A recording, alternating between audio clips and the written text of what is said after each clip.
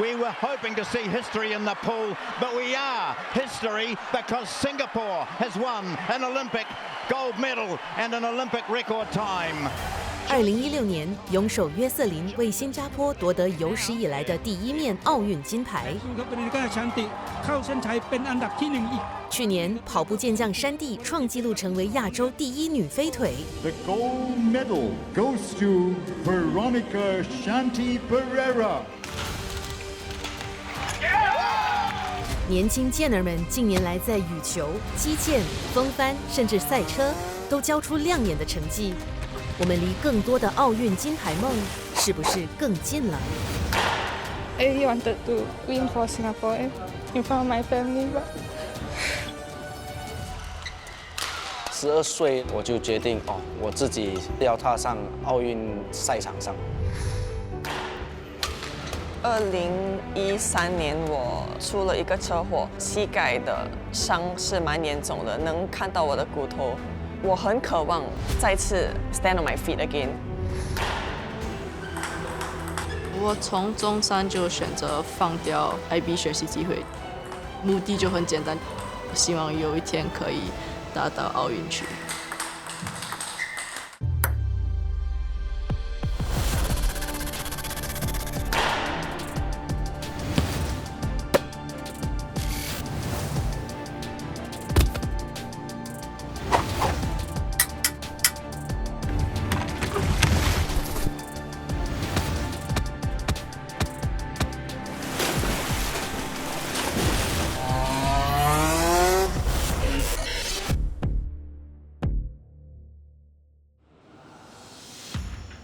我是许永凯，我今年29岁，我最厉害的技术是杀球。12岁看了某场比赛，我就决定我自己想要踏上奥运赛场上。我是陈威涵，我最擅长的是在往前扑球。进国家队了以后，就开始有了奥运梦。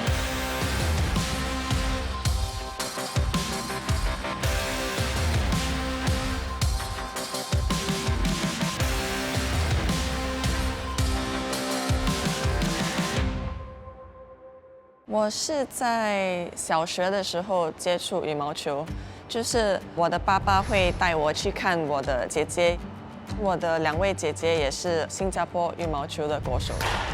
大概从9岁、10岁之间，父母想要把我的精力消耗多一点，就是把我送去羽球学院。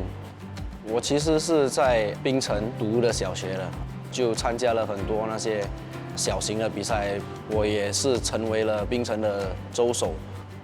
在12岁，我就很坚定地告诉自己说，我要把羽毛球当作职业，就是尝试杀出一条血路啊。配在一起是2014年，永凯的搭档退役了，刚好那个时候我也没有搭档，教练就决定让我们2个尝试配在一起。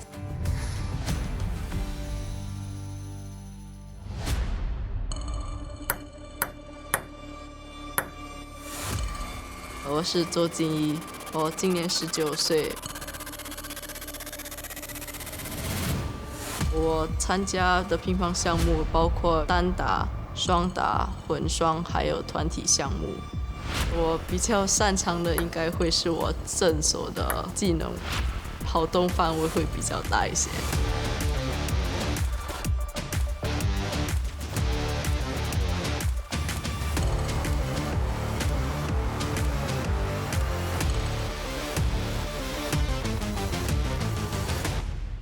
第一次接触乒乓球是6岁的时候，我妈妈让我选一项体育项目，就是为了更容易的进入一个比较好一些的小学。小2的时候就在奥运杯的比赛中拿了第1个冠军，后面就陆陆续续有一些成绩。小6会考结束后就打算去体校，然后那时候就觉得希望有一天可以达到奥运区。2024年，奥运会第3次在巴黎举行，32个竞赛项目，数万名运动员要从前一年开始，在超过3000场奥运资格赛中拼成绩，争夺参赛资格。我估计在新加坡待了最多，应该没有到1个半月吧。去的最远的话，我记得就只是去了1次巴西，有一半的时间以上都是在欧洲。为了排名，然后就不停的在打比赛，一直需要保持着非常良好的状态，我觉得很不容易吧。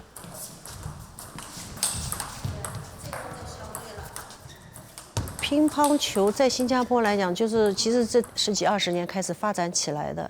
新加坡的乒乓球的整个生态体系不比中国的举国体制，也不比日本的这种社会啊俱乐部体制，他们是常年的，已经是形成了一个很好的系统。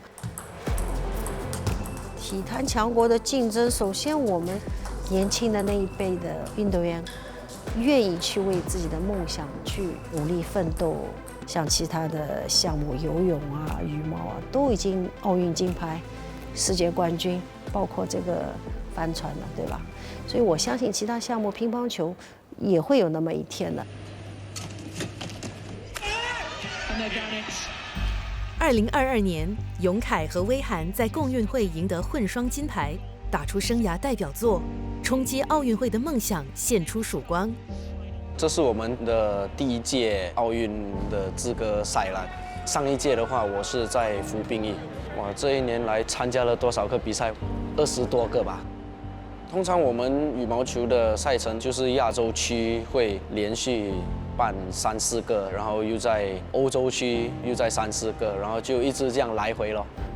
最大的挑战应该就是 managing our stress。比如说，我们有4个比赛，那第1个礼拜可能比赛的成绩不是很理想，那我们怎么调整自己的心态来备战下来的比赛？对。我们现在即将出发去宁波去参加亚锦赛，这次亚锦赛是奥运资格赛的最后一站。我们会全力以赴的，祝我们好运吧。如果你打级别比较高的比赛的话，世界前几的选手都会在那边，然后很有可能你第1圈都会遇到他们。但是我一直抱着一种心态，就是说，如果你想要成为冠军，你还是要打败每一个人嘛。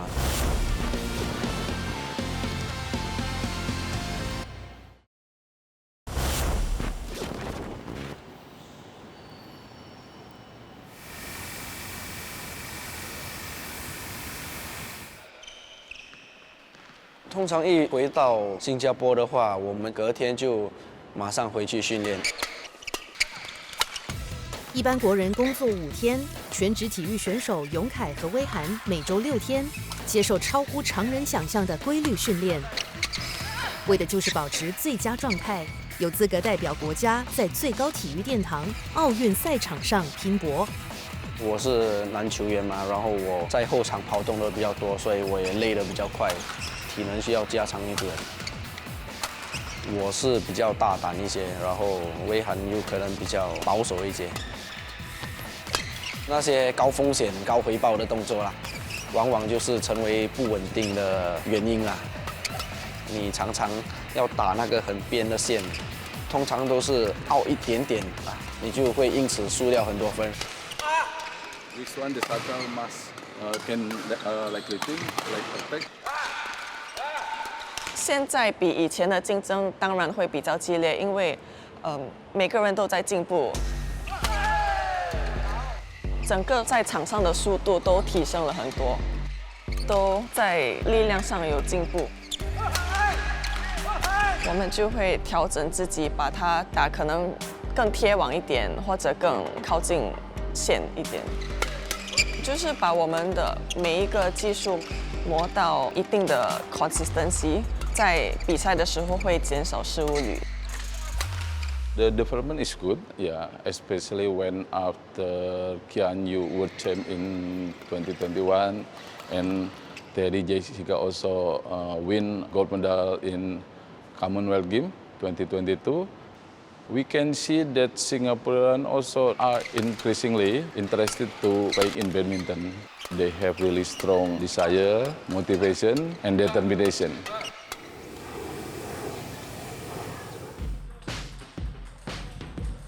我们一般每天都是练2节课吧，就从早上9点半练到6点吧。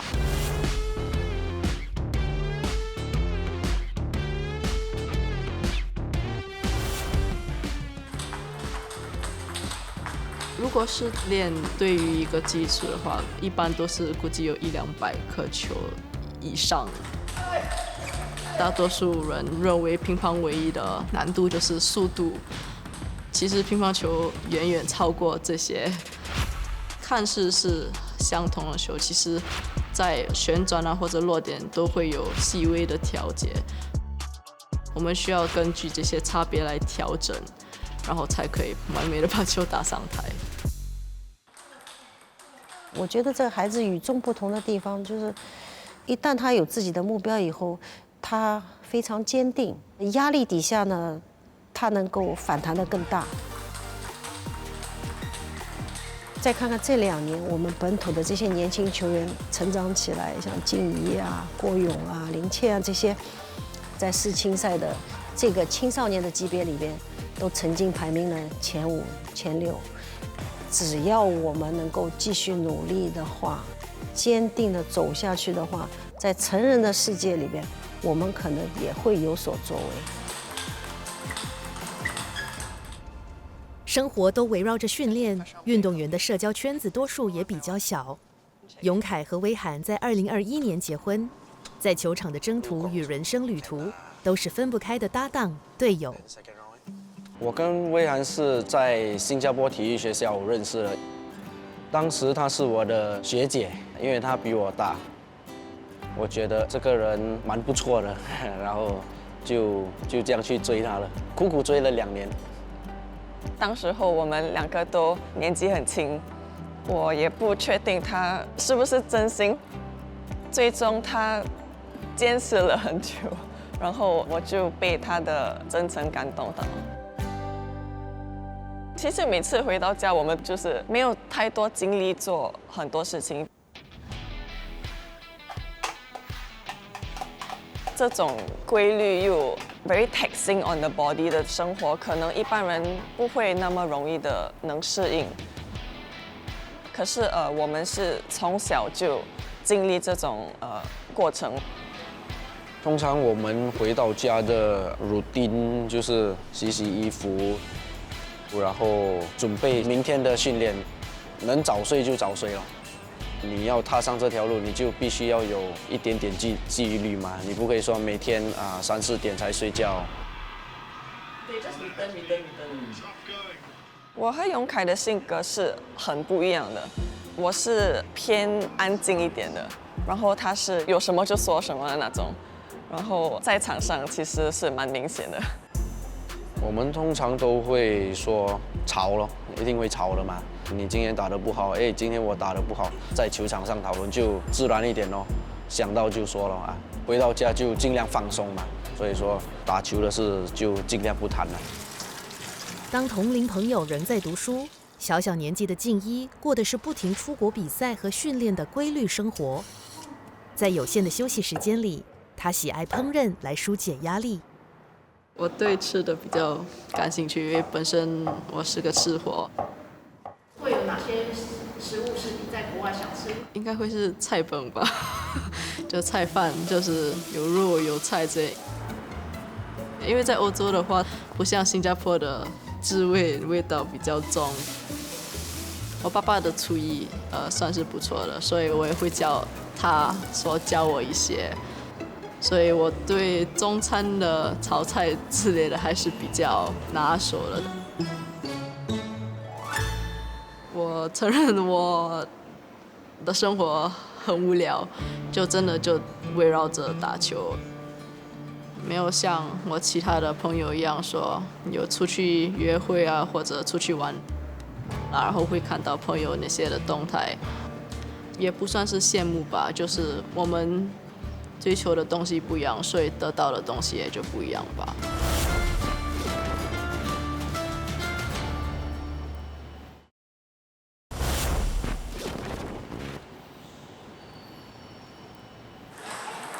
为了培养本土新一代选手，乒乓总会从各小学选拔有潜力的小球员，进入青少年发展队，聘请前国手和专业教练来指导他们。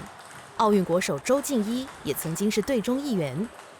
然而到了小6时，他们往往面临要升读一般中学，或是进入体育学校，朝职业运动员之路迈进的抉择。如果他有兴趣，我一定会支持他。对，我觉得最重要是孩子要开心。只要他有兴趣，他想往那个方向发展的话，当然一定会支持。如果真的能够选一样的话，我还是觉得读书会先优先，然后再运动。If he's very good academically in the education, then for me I would select the academic way instead of the sports school. 但19岁的静一做了多数大人觉得另类的选择。小学3年级考入高才班，小6会考也被南洋女中录取念直通车课程。静一却选择放弃，她进了体校，毕业后再次放弃升学。中师毕业后选择去打全职，是因为就想要在年轻的时候先去拼一波，因为学习的话大一点的话再回去读也没关系，毕竟在体育的话，辉煌的时候就这几年吧。像静一一样怀抱奥运梦想的新生代幼苗都在萌芽。就读理工学院的黎怡婷，以及刚服完兵役的蛙纯佑，他们2人是初入职业羽坛的双打新秀。云凯还有伟涵，他们当做我们的目标，我们为他们感到很骄傲，能够打进奥运会。16岁啊，17岁，我第一次打国际赛，就我觉得我很想要打奥运会。世上无难事，只怕有心人。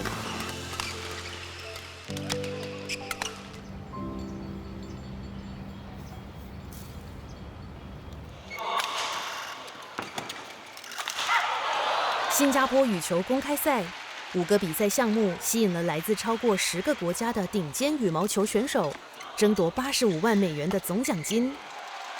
本地球迷齐聚，一睹本土名将骆建佑、杨嘉敏、徐永凯、陈威涵和各国高手较量竞技。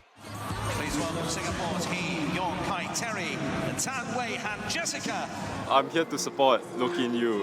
那对夫妻档，他们也是刚进入有资格进奥运，所以我也是恭喜他们。机会是有啦，不过当然竞争真的是很大哦，很多国家他们的专业水准这些都很高。这个是大家的梦想，也是新加坡人所有的梦想。我相信他们一定会全力以赴去争取这一边奖牌。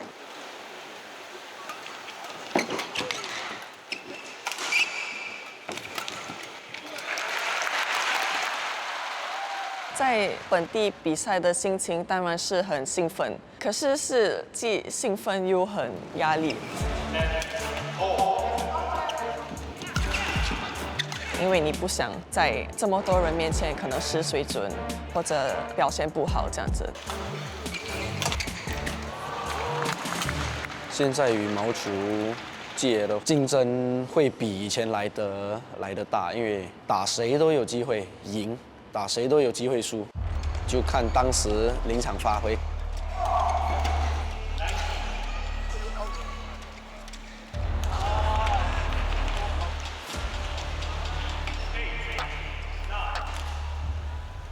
看他们也是真的不容易，训练受伤，但是外面的人不知道，以为他们不全力或者。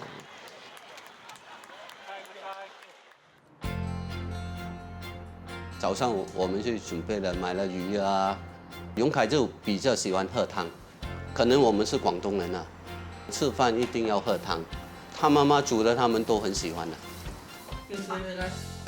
只要永凯、威涵一回到新加坡，永凯的父母亲都会争取时间，约上永凯的哥哥嫂嫂一家聚餐。要培养一位顶尖选手，要付出多大的时间和心力，永凯的父亲最有体会。他小的时候午餐就是在车上吃了，在那到一个点去补习，补完了又给那一些面包在车上吃了，到另外一个训练场地。他的生活成长跟一般小朋友不一样。升上中学那个点的时候，我是选择了新加坡这一边，因为他始终是在新加坡出世的。我们的家境情况不是很富裕，我们也知道运动员的路是不好走的。